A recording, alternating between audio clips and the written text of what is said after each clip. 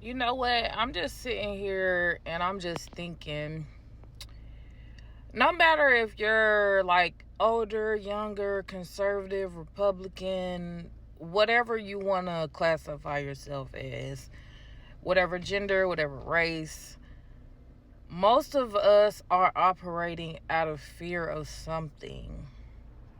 Whereas conservatives, they might just not want their perceived position to be taken away. They're fearful of being under and what that looks like. They're fearful of letting go of power because what does that mean for them? And we could talk about, the black race is scared of really being able to succeed, really going out of the parameters of what is allowed in America, of what other people will say, what other people will think of them. Women are scared to stand up for themselves because there's all kinds of repercussions that come with that, or all kinds of judgments, and we're all in fear of being ostracized. And that's the one thing that actually connects us, but it's also the one thing that we all deny the most.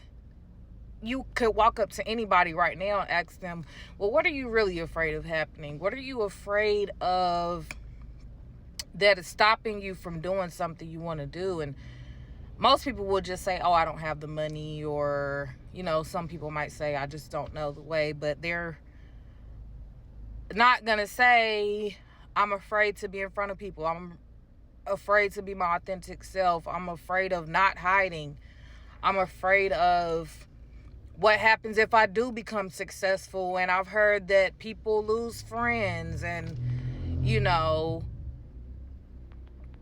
there's so much that we're afraid of that's not on a conscious level every day. But when you get into the spaces that you always wanted to be in, or when you get around people that you think are on the right path, you start to understand, oh yeah, I'm not really there yet. But then if you talk to them honestly, they're more willing to say, I don't even think I'm there yet, but I'm better than I was, and I'm more in alignment than I was.